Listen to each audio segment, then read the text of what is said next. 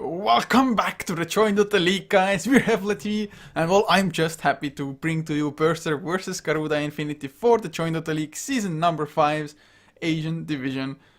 It is just a one-game lead for Burster for the time being. Pretty nice play, especially was impressed by the Earthshaker. But all in all, team effort definitely just bringing them through. Garuda, they had the Bristleback, they had the Zeus, got off to a fairly decent start as well. Bristleback himself maybe didn't have the greatest of starts, but even so, not a start to just laugh off by any means. But even then, just unable to properly, I don't know, keep it together. Started losing a few too many heroes, just going in a little bit too deep with their dives. Now though, this is a brand new game. Burster though do start with the same ban, and now Axe, a hero that was I think completely untouched in game number 1, is going to get picked up. So that's just happened. Unfortunately, no Axe for us, guys. It's always a little bit sad. Brings a tear to my eyes to see an Axe banned. I mean, I guess at one point I could get enough of Axe, but just haven't had enough content to cast, I guess, in the past couple of weeks to get enough of that hero.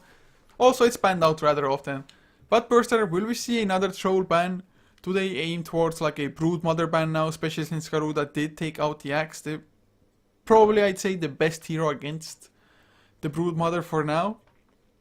Or at least one of the best heroes. Troll though will be the ban, so Burster will stay true to their bans, as Brewmaster also taken out by Garuda. So what's the first pick? Vengeful, definitely one way to approach things. I mean, Vengeful I think is always still a good hero. If not, there's like a Lycan, Tidehunter, Batrider even possibly. Batrider definitely worked out for them in the last game, so why not now? But as in last game, with the first pick we had just slightly longer consideration time than maybe some teams need. Might even be a Shadow Fiend or a Bristleback first pick for that matter. Maybe a Dazzle, who knows. Garuda might once again want to run the Dazzle though. Unfortunately, last game wasn't just enough to keep people alive, but that was because of really nice focus fire coming out from Burster as well. Quite often just Batrider went onto the Dazzle. Just because if you lasso somebody else, they're just going to be kept alive. But whoa! Whoa, whoa, whoa, whoa! A Crystal Maiden, as Garuda themselves getting their hands on the puck as well as the Vengeful. I did mention Deja Vu Knight playing a freaking mean puck a couple of days back. And well, hopefully Deja Vu Knight will be the player to handle that particular hero once again with Burster. We're not going to see a Crystal Maiden Juggernaut, but Crystal Maiden, I mean, the aura can be nice for quite a lot of heroes. I mean, extra mana regen is really never a bad thing to have. But it might be a Storm Spirit for them if they want to. Might be even like a Bristleback if it has a rather low mana pool otherwise. God, even a Wraith King wouldn't be like super horrible with that, but Wraith King just maybe not the greatest. Even a Slark struggles a little bit with mana, so has to be somewhat conservative with his mana usage, just to make sure that he has enough for an ultimate. But with the Arcane Aura being there, could feel a little bit safer in just using all of his abilities to maybe harass the enemy offlaner, maybe even just try to push out the lanes a little bit faster using the Dark Pact. But Burster, secondary pick, what's it gonna be? Crystal Maiden Undying? Are they gonna go for that route? I've seen it work out, but I've also seen it fail miserably, so it really just differs from game to game. Depends on what laning you have, what you're up against. Might they be planning something like a Phoenix? Who knows? Crystal Nova does reduce attack speed as well, right? Yes, 30 attack slow, but Shadow Fiend will be the pick. So Burster starting similarly yet completely differently considering the Crystal Maiden. But Shadow Fiend, definitely good enough hero to have. Puck shouldn't be struggling too much against the hero, but then again Puck himself might not be able to harass Shadow Fiend in return that much. Although once you get level 6, Waning Rift, Illusory Orb, as was the Dream Coil might land you a kill if the Shadow Fiend just underestimates you. And of course Garuda already having the Vengeful, definitely some nice roaming coming out from that particular hero, and might want to go for like an Earthshaker as a secondary support for themselves. Burster, of course, they themselves could go for an Earthshaker. Also a hero that could definitely benefit quite heavily so from the Arcane Aura. Even a Sand King might. We'll see which one it's gonna be, but I would definitely like to see Crazy and Earthshaker once again. Looking at the next set of bans though, Slark, together with a Necrophos removed by Burster, whereas Broodmother plus... what would they want to ban out? Or rather, let's just ask it like that. What wouldn't they want to face? I guess a Dazzle might not be too horrible for Burster. Just making use of that minus armor of the Shadow Fiend, providing more of it. Or maybe they want... I still think Earthshaker would be nice. Just Crystal Maiden with the Crystal Nova to slow, Frostbite to do disable or keep people in place, and also with the Fissures being there, they just would have some pretty crazy roam. Even though Crystal Maiden is just slow as all hell, please give at least 5 extra movement speed to Crystal Maiden, I beg you, just 5 more. Witch Doctor. But of course, if you get the 5, then I'm gonna ask for another 5. Give the devil a finger, he's gonna take your hand, or whatever the saying is. Witch Doctor though is the pick for Garuda, with the Dream Coil already in itself. It might be just enough to keep people, well, it's just a decision. You either break the Dream Coil or you're gonna be in the Death Fort the entire time. Sometimes breaking the Death Coil is better, but Shadow Fiend, of course, a hero that quite often tends to build the BKB anyway. So he can break the coil until an Aghanim's comes out, and even then you might not get Dream Coil before you activate BKB. So if you have BKB off before, the Dream Coil will not affect you, whereas if you got Dream Coil, then BKB, and then run out, the Aghanim's Dream Coil will still stun you. But Burster picking up a Tidehunter, whereas Garuda getting their hands on the Drow Ranger. Thought in the first game they might have gone for it. Was it that game? Maybe it was. God damn. Getting things mixed up. Watched so much Dota today already before coming to cast myself. But Drow definitely has the synergy because, well, all the 3 other heroes are ranged for the time being. But how are they gonna lane this? They could still pick up just an offlaner. I guess if they really have to insist on a ranged offlaner, Wind Ranger could be the one. Otherwise, Clockwork, Centaur possibly as Burster, going for a Phantom Assassin.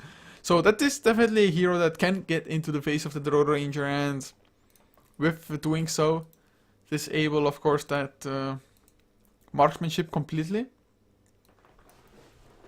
May or may not happen though.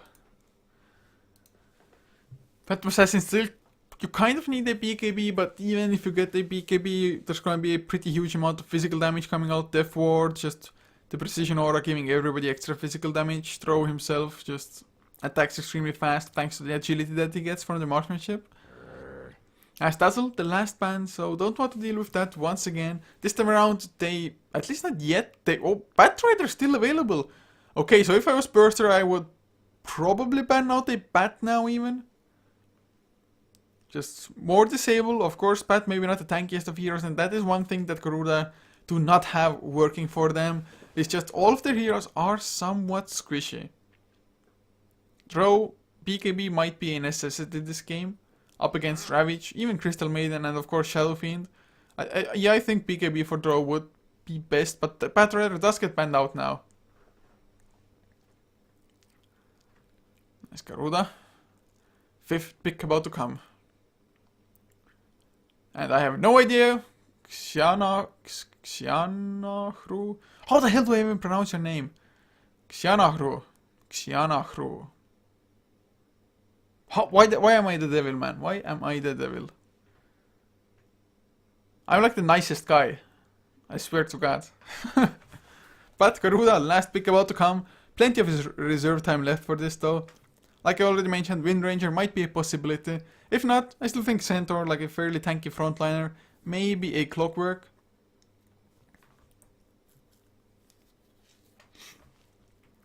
Oh God. Who knows? Who knows?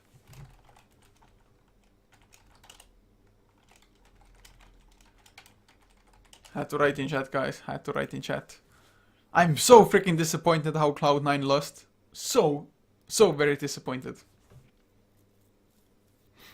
But Garuda, man, the 5th pick seems to be giving them some issues now.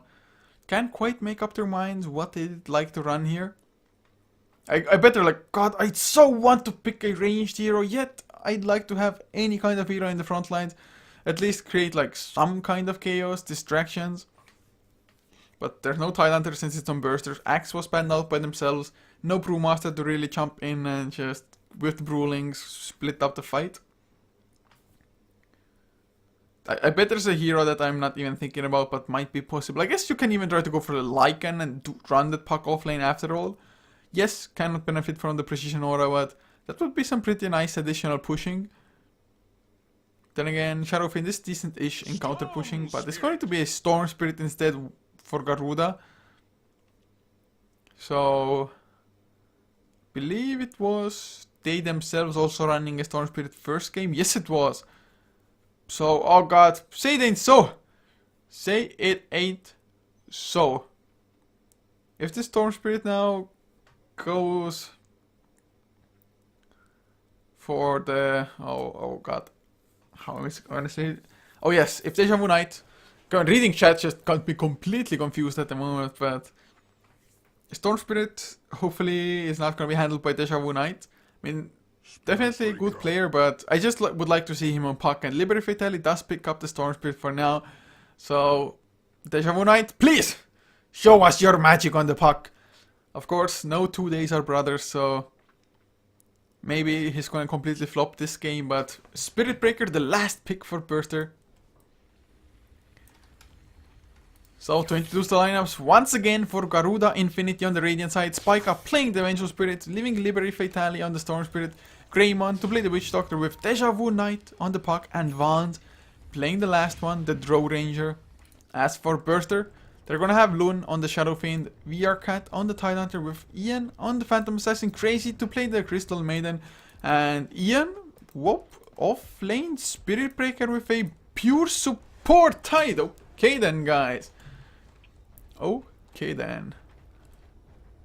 I have not seen a support Tide for quite some time. Maybe one game has slipped in, but it's just been a few among many offlane Tides that my brain has probably just mixed it in with the rest of them. But Shadow Fiend will be mid as was to be expected. Phantom Assassin safe lane. And they're gonna be up against an aggressive try, which is consisting all of ranged heroes. So if anybody is even slightly out of position, they're gonna get Magic Missile, Paralyzing Cask, then if that wasn't bad enough, Frost Arrows will follow for the slow, so there's no running away. No running away. Okay, now I know, man. I completely forgot about my devil talk, but thanks for clarifying it up. But when it comes to buffing Crystal Maiden, man, I might as well be the devil, because that lady needs some loving. Because, I mean, to be honest, with movement speed, her skill set would be maybe a little bit too good, man. You can jungle with the Frostbite. Oh, it's hard to say, man. More movement speed would make her probably picked up a lot. If we got like 10 extra movement speed, it would really make a huge difference, I think. 5 extra movement speed, I think might be just fine. It's not like that hero would be completely broken with 5 movement speed. Now though, oh, smoke breaks, never mind, nothing gonna happen. Tidehunter, the 2 supports themselves cannot go for it. As Deja Vu Knight will be solo for now up against Spirit Breaker, and Puck definitely, I mean, should be happy about this kind of matchup. Spirit Breaker trying to grab the creep wave and make sure that it doesn't get harassed too much by the right clicks. But for now, there's no points into the Precision Aura. Once that comes out though, Puck is gonna have an even better time. Looking at mid lane, Liberty Fatale up to 4 last hits and 5 denies. Well done. Just making it so that even with denies, Shadow Fiend cannot get easy masteries. And since he didn't start with a Brave Band going for a Bottle Rush, it's gonna be just that much harder to get those initial last hits going. And Vengeful now will run past an Observer Ward, so Burster, they ping it out. They're fully aware of where Vengeful is. But is he going courier sniping? Courier diving? Oh god. But he's gonna have Crystal Maiden come in from behind. So if he goes in at the wrong timing, it might be a disaster. But Shadow Fiend He of course saw the Vengeful, so he's gonna go meet up with the courier and... Oh, Frostbite is there. Do we have a Shadow Races? We do, but I don't think it's gonna get close enough. Vengeful with the boots already is gonna be just fine for now. As Puck takes some harassment from the Spirit Breaker, as Tidehunter also makes his way to the bottom lane. And are they gonna switch it up now? Is the Tidehunter gonna take over the farming role? Although he's a solid level behind of the Puck now. So maybe not gonna be that great, but Spirit Breaker, especially since on the bottom side of the map there's no vision for the Radiant side. Just from this area, he can quite freely just charge and there would be no idea for Garuda at all.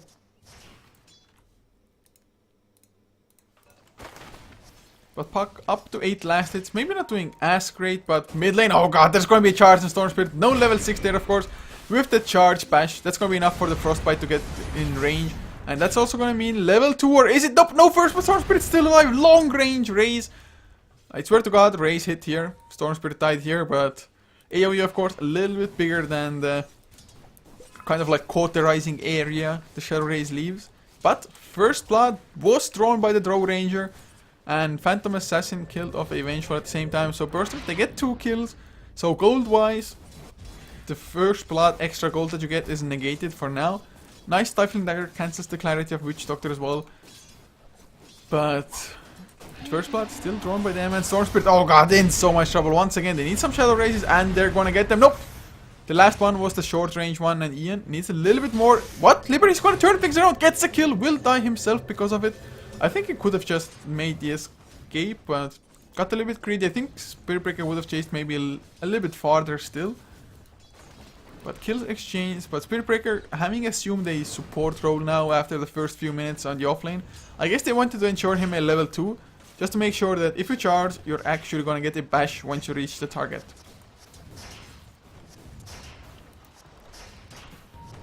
The moment though, 2 to 3 kill score. Last hit wise though, you can see that Garuda, although they're 1 kill behind, they are getting the better of just pure farm. But Puck might even be in some trouble. Rune will be still picked up by him, it's a bounty. Although charge is coming in, it's not going to get phase shifted because it was used for a Shadow Race, but Shadowfin just doesn't have enough mana to continue. I think Illusion Herb was also there. He's going to chaunt to it as well. Does he really want to go for Lune? Does miss the Waning Rift though. And suddenly Lune is like, well, maybe I can actually take this fight. Phase shift does dodge 1 right click, so he's going to be fine for now. And at the same time, Crazy, he is going to get ganked by the Vengeful. Another charge. Was it cancelled by a phase shift? Not too sure. Shouldn't happen, but make it 3 to 3. And still all the while, the farm is in the hands of Garuda. Burter though, Tidehunter now getting some free time from the Puck, so that's definitely nice. Only 8 last hits so far, but almost level 5, so Ravage isn't all that far off for him. Whereas Throw has the Power Treads, gonna have a Wraith Band next. Might be a Ring of Aquila. I don't think anybody else is building one. So it's definitely nice to have minimum 1 on your team. Especially if there's going to be any source of minus armor from the enemy side, which Shadowfiend will have later on with the presence of the Dark Lord. So, oh, bottom lane, we might have a kill on Tidehunter. Minus armor is there, Illusory Orb to follow, and they don't need more stuns. Waning Rift, not even necessary there, so Spika picks up the kill with just the right clicks. Wave of Terror definitely making things a hell of a lot easier. And Anchor Smash, it may be strong, but it doesn't do you any good if it just isn't effective, or if it isn't active. Yes, active on the heroes. So 4 to 3 now. Garuda getting a slight edge in farm as well as kills for now. As top lane 12 and 1 on the Phantom Assassin. Yes, he got the 1 kill earlier on onto the Vengeful Spirit, but not too sure if that's gonna quite cut it for now. Because I mean, Shadowfiend is also farming, but what's the stacking state? Well, there's a beautiful triple stack here. Might be a quad one if Crazy gets it correctly, and it should, yes, should be a stack. So, gonna be a complete quad stack now. He's farming up 1 Satyr with that Frostbite. As Paralyzing Cast, nothing to bounce to, so Lune will be fine. Storm Spirit is level 7 compared to a, well, almost level 6 Shadowfiend. Charge is coming, but Storm Spirit has had the time to already bottle up 2 of those free charges.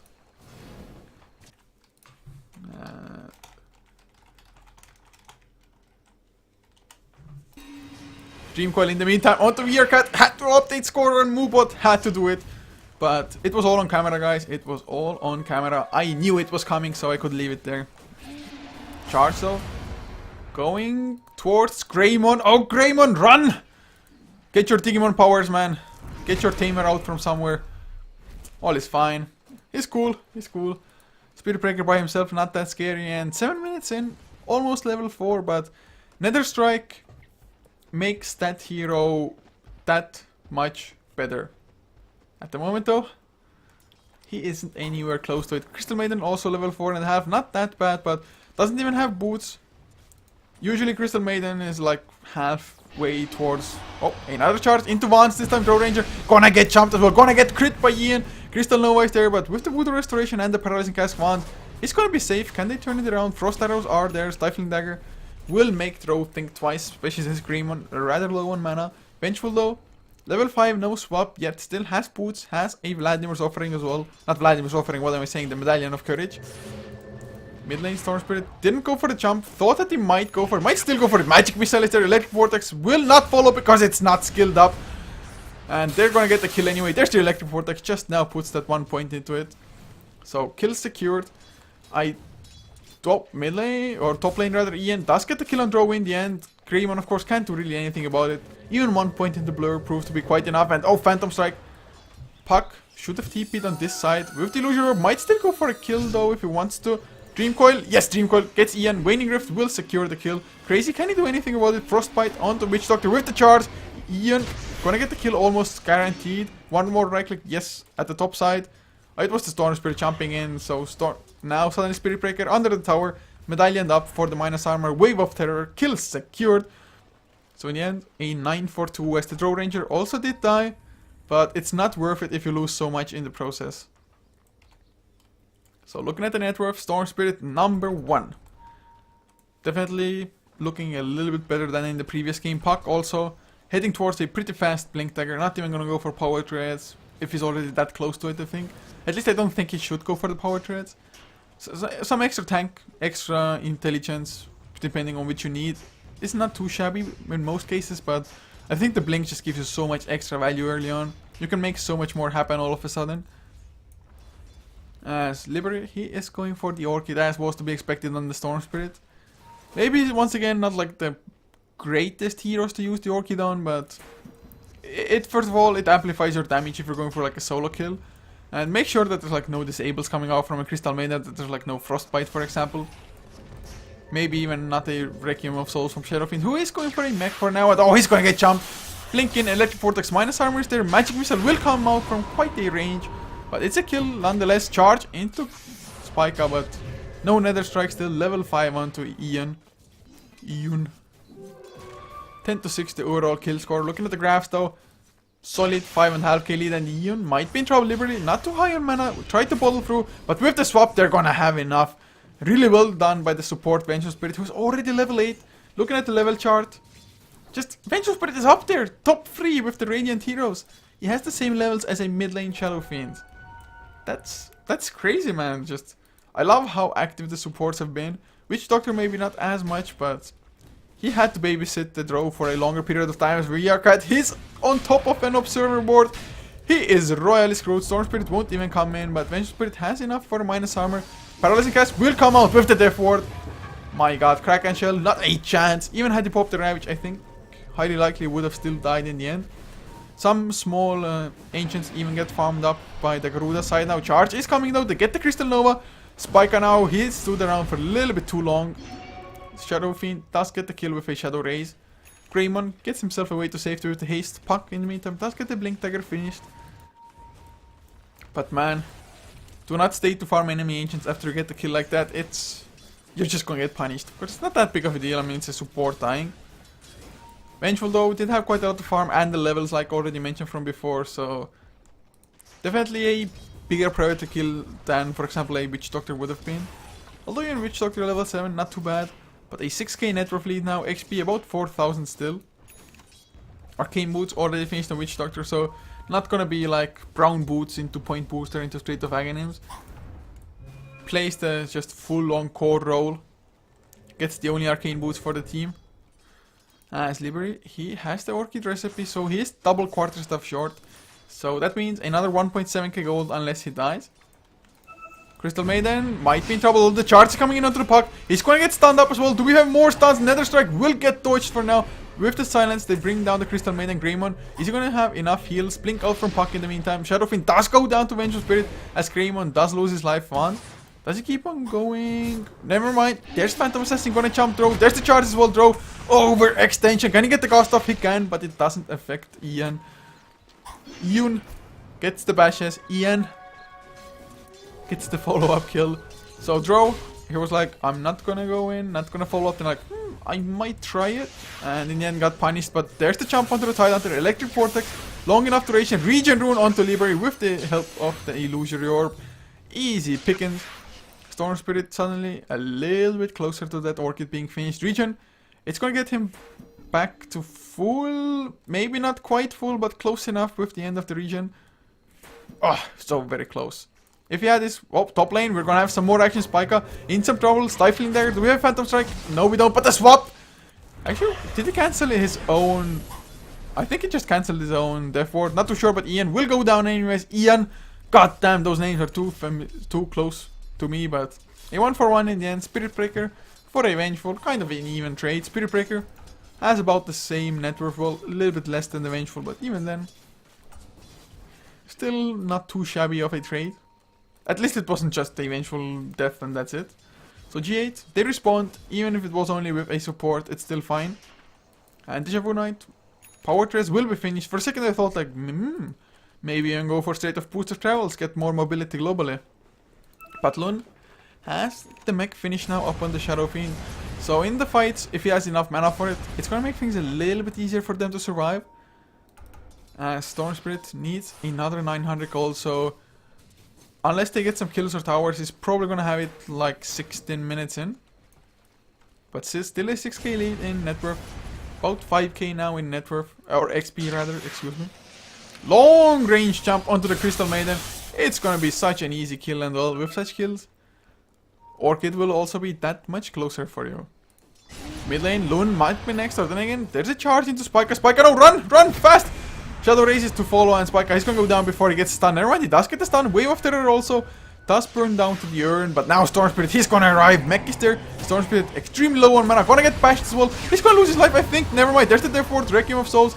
Still not enough, although. Urn, ticking him low. One more tick, he's gonna die. Storm Spirit, 600 gold to Spirit Breaker. There's the Ravage in the back lines. Sorry guys, I had to watch him dying. With the Illusory Orb though, Deja Vu Knight does clean out the Phantom Assassin at least. So kill wise, it was a 3 for 3, but just Spirit Breaker getting a lot of gold from the kill of the Storm Spirit. And Storm Spirit, he was so very close to the Orchid. I mean, he's still pretty close, and oh god, okay, Deja Vu Knight. Maxed out Waning Rift and the Illusory Orb. They do a lot of damage, especially the Crystal Maiden, first of all, who is bold. A bold Crystal Maiden takes more damage. Yes, for sure. That's the law of Dota, if you didn't know. Charge though, coming into Wands now. And Wands doesn't have the craziest of items, to be honest, by now. But will this charge do enough? Shadowfiend is close by. Could follow up with the Shadow Race. Bearcat can even gush. No, never mind, no gush, and he gets silenced up anyway. Nice swap as well. Paralysis guys will bounce to the heroes and keep on bouncing for a little while longer. There's the Storm Spirit, long jump in, gets the Electric Vortex and the kill on the Shadow Fiend. Can they get more though? A little bit low on mana now, but yeah, Deja Vu Knight not gonna be able to stun him. No silences, no nothing. So it does make the escape, but still Shadow Fiend dying. Mission accomplished, kind of. And if they get to tier 2, gonna be even better. Mask of Mana is activated. Still a level 10 draw. Oh god, they get the jump onto the Crystal Maiden. Spica, he is just so aggressive and he's making everything work. 23 to 13 the kill score. Graphs nearing the 10k in net worth, 8,000 in XP. Even with G8 losing a couple of heroes just here and there. All in all, they are on a roll for now. 2.6k on Deja Vu Knight. I'm not entirely sure, but I'd like to say last time around he was so ahead on the puck. He went for a Dagon, just sapping people, and to be honest, up against a Phantom Assassin, it wouldn't be that bad of a pickup at all. Orchid also finished now on the Storm Spirit, 16 minutes and 16 seconds in. Farms up the enemy agent with his double damage rune. I mean, they gotta, yeah, I think just bursting down Crystal Maiden, bursting down Phantom Assassin even, just because physical damage, not that easy. Has the maxed out blur, 50% evasion. No joke. But with this Orchid now, Puck is or has purchased something, and it is going to be the Dagon. Hell yeah! Vance also level 11 now, level 2 marksmanship, lots more precision aura. And how much do they get for by now? 46 points. Of course, there's also that Vengeance aura. Only 1 point into it for now, but even so, just they're hurting. Even 125 damage exactly on the Vengeful Spirit. Throw himself 250 plus. Puck now with the Dagon though. Oh god, this is gonna be a world of hurt for anybody on Burster. I mean, even the Tide Hunter is not entirely safe. Only has the Blink there for now. 4 deaths, only 1 assist. I do believe has only used 1 Ravage also in this game. So not the greatest of games, as with the Medallion, with that Wave of Terror. They're doing Roche and quite successfully so. Dropping down fast and Vance now. Does have the backup of the Aegis. Will have the secondary life to come back in. Keep on going just with the providing of that Precision Aura. But Storm Spirit, man, 2k gold already in the bank. Wouldn't be surprised if Ultimate Orb would be the next choice. Maybe into Straight of Hex, of course. Might be building into a Bloodstone. Some extra health pool definitely wouldn't be too shabby as Deja Vu Knight. Trying to get a better angle where to go at. But look at this Vance, just Mask of Madness activated, goes for the tier 2, and Burster, if they blow too much to kill the Draw Ranger, who's gonna come back with the secondary life? Oh, Chargy coming in though. But there's the jump from the backlines, blows up Crystal Maiden immediately. Ian, he gets stunned, Blink Ravage will catch 4 heroes. Beautiful stuff, but can they get more Requiem of Souls? They're gonna get rid of the Aegis immediately. Spica will be next, surrounded by 4. Gets the minus armor going to Deja Vu. Beautiful Dream Coil, catches 3 as well. Gust up onto 2 to follow, but the Requiem of Souls from the Death doing way too much. Out of mana on the Storm Spirit. He goes down. Vance will get the kill on Tide, but not before he loses his own life. Phantom Assassin bought back so far. Triple kill for Ian. As Ian on the Spirit Breaker also claimed 1, but it's a 4 for 4 in the end. Plus, of course, Aegis was lost on the draw. So I'd say a pretty good win for Burster. Great Ravage. Massive, massive Requiem of Souls. And Storm Spirit, I've just seen so many Storm Spirits recently go for kills on a Shadow Fiend. But since Storm Spirit is usually pretty close to when the Shadow Fiend dies, he takes the entirety of the damage of the Requiem of Souls. So Burster being behind by 10k in both graphs, even more in net worth, they pull out a pretty big win. I mean, they got essentially 5 kills, Draw had double lives, even then not unable to just get a decisive win there. Plus, the tier 2 was safe for now. So the charge created just enough space there. And of course, Spirit Breaker is just so damn beefy. Bottom lane though, gonna get jumped. Orchid it up as well. No charge by him, but pops the magic stick. He might be fine. Never mind. Last right click livery. Had to expend most of his mana. Would have had a Soul Ring for like a mini jump with another overload attack. As well. 20 minutes in, 28 to 17 the kill score, lots of action to be had still I think. Net worth 12k lead, XP nearing the 9k mark once again as throw. Might be SNY, might also be BKB. SNY he would have enough gold in 10 seconds. So we'll see if it's gonna be that one. I still think BKB probably a more choice. Well, jump in, gets the gust, but there's no Ravage at the moment. Swap back just in case for the magic missile as well. Mech comes out as Ian jumps Spiker. Nice gust, will push Phantom Assassin back. Physical damage though, not that damaging from the back lines. Deja Vu Knight has a regen rune, has the oh, nice deny from the Shadow Fiend off the tower, but oh god, crazy, no Crystal Maiden, you need more movement speed, you need more. Not gonna happen. Oh, poor Crystal Maiden, so freaking slow. Hasn't caught a break, and without the Hand of Midas, Crystal Maiden might remain fodder. I think a pretty valid argument in going for a just Midas, farming up the jungle early on. Maybe like farm up level 2 or 3, get both Crystal Nova and Frostbite, get the smoke, gank, and then just slowly farm the jungle once again with the Frostbite. But just going for a Hand of Midas, it ensures you farm, it ensures you can actually get some form of items that give you like any kind of tank. Maybe a BKB wouldn't be too bad. Especially up against Deja Vu Knight, who can just blow him up, just jump in, use all of his spells, they gonna guarantee death on the Crystal Maiden. I mean, just Waning Rift, Illusory Orb, and like 2 right clicks is gonna already be enough, to be honest.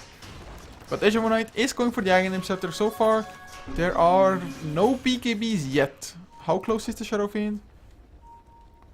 Was it the Shadow Fiend? No, never mind, it was the Phantom Assassin. So he needs another like 1.1k gold, but they are smoked up. If Roshan was up, they could try to go for that one, but it's not gonna be for a really long time. At least 3 minutes and 50 seconds. After that, it's anywhere to 0 seconds to, well, 180 as in 3 minutes. Deja Vu Knight though might get jumped first. He sees Phantom Assassin. Can he blink out? Blink! Not gonna happen. Phase shift first. Yep, blink to low ground. He is perfectly safe. Blink. Tidehunter wants to chase him, but just not gonna happen. Really nicely done by Deja Vu. Blinked here. Ran a little bit. Sent an illusory orb flying here. Ran into the Roche pit. Chaunted to the illusory orb because Tidehunter was going the other way. But is there gonna be a stun? Nope. Gust first. No stun. No spike. I even got stunned up. But there's the blink right. Catches really. They're so close by to each other. Mech comes out. They already get the Draw Ranger. No BKB yet. Spica will be the next one to follow. And well, maybe they should have been just fine with casting up the Spirit Breaker and backing off after that. So Garuda once again just losing a couple of heroes that they maybe should not lose. Phase shift saves Deja Vu Knight for now. Level 4 phase shift should be definitely long enough duration to just kind of toy around with Burster a little bit. But if this continues like this, there's a tiny chance that Blink Dream Coil catches for Death Ward to follow, nothing to cancel it. If only it had an Aghanim's buff. Liberty Fatality comes in, they get the Shadow Fiend. It's gonna be a 4-man wipe. Double kill for Greymon, double kill for the Storm Spirit. 12 Bloodstone charges all of a sudden. He just got that Bloodstone before this fight. Oh wow, 1.5k suddenly in the bank. Okay, they just made completely up for the death of the Vengeful Spirit and the draw. Burster, they were like, okay, there's only 3 of them, what can they do? But Deja Vu Knight coming in huge for them. And with this, suddenly Aghanim Scepter also finished with a level 3 Dream Coil. So next time a similar situation occurs, it just means that whichever heroes are caught like that, they either stay there, try to man fight, try to stun up the Witch Doctor, but if the positioning is exactly the same, Burster would have had to go so deep to get any kind of stuns. And of course, first of all, there's a 3-second silence on you anyway from the Waning Rift. And that's an easy Rex. Can they get more? Maybe top lane, but they're not going to take that risk. I think it's safer to just push this tier 2. Only 300 left, 307 HP left anyway. 2.4k up on that Storm Spirit now. Wow, okay, just that one fight. That was kind of an orgasmic initiation. Pretty much 2 heroes did the brunt of it, and then Storm Spirit came in to clean up as the 3rd one. Mystic Staff now, also on Liberty Fatality, so Hex will be next. Sometimes you go for Ultimate Orb to get a little bit of extra survivability, but probably tanky enough by now in all fairness, and extra mana pool means more jump, more Ball Lightnings, and Ball Lightning, in a sense, is your survivability, so the more mana you have, the higher chance that you can actually Ball Lightning your way to safety. We do now have a disconnect though. A little bit unfortunate, but that gives me time to go over the items of Burster. And, well, for now, Tidehunter doesn't have much of anything, guys. No Arcane Boots, just Blink. Now has a 4-staff, or the makings of the 4-staff, the Staff of Wizardry on him.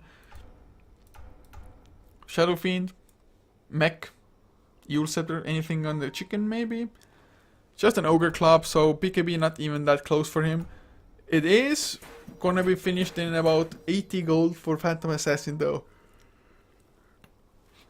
So Phantom Assassin, man, he is gonna have to carry this game so freaking hard because Shadow Fiend, I'm not too sure if he's gonna be threatening in like the next 10 minutes. I mean, Shadow Fiends can definitely farm fast with Shadow Races. But with the items that he has at the moment, just maybe too much utility for the... It's just putting so much pressure on the shoulders of Phantom Assassin. Phantom Assassin, man, almost, well, a little bit less than a level short of that level 3 ultimate. So once he gets that, yes, you theoretically don't need like the massive damaging items just to hit for like 800 anyway. But I still think he needs at least like a basher after this. Monkey King Bar, maybe if Throw Ranger wants to go for like a straight of Butterfly after this, which might not be too bad of an item choice in all fairness. Has the BKB finished now. But the charge is coming in into Vance. Is he gonna get the BKB off before BKB? Yes, he gets it preemptively. Ravage only hits onto Liberty, but it's gonna be enough, or is it? Never mind. Deja Vu does come in with a Waning Rift as well as a Dream Coil now. Lune on the run from the Death Ward. Death Ward will focus up onto VR Cat instead, and Liberty will get the jump on him in the back lines. They killed the Crystal Maiden. Not a hard kill, of course, to get, but another charge. Vance, BKB on cooldown now. Are they gonna get the kill? Phantom Assassin jumps in. Yes, they are, or are they? Paralyzing Cast keeps on going for a little while longer. Gust as well. But Requiem of Souls, man, the Death Requiem killed him. Deja Vu Knight now went in a little bit too deep. Didn't even use the Dagon yet. Phantom Strike towards safety, but is it even safe there? Liberty, he doesn't care about his mana pool situation. They're going to get the kill with the Dagon. Exactly what they needed. Urine, I don't think it's going to be enough. Not with the Voodoo Restoration being there, and Ian, he is in the trees. He is stuck and he is dead. A 5-for-1 trade in the end. Crystal Maiden already respawned. They're also going to get the tier 2. I mean, they should have a big enough of an advantage. Maybe they're even going to get the rack straight from this. Throw being dead, it's a hell of a lot less of pushing power all of a sudden because of that. But even so, 16 Blast on charges in the Storm Spirit. 26 minutes in, they're at least going to get the tier 3, but there's no buybacks on the dead heroes of Burster. Actually, nobody on the lineup would have a buyback anyway. Not Storm Spirit. Shadowfiend will come up soonish, but what can a Shadowfiend even do? I'd probably say absolutely nothing. Melee racks go down, range racks will be next. So 27 minutes in, we are getting rather close to GG territory, and this is the situation that Burster created in game number 1. 2 racks ahead, one fight, which wasn't like, oh god, we're gonna go and end the base and just kill the ancient now.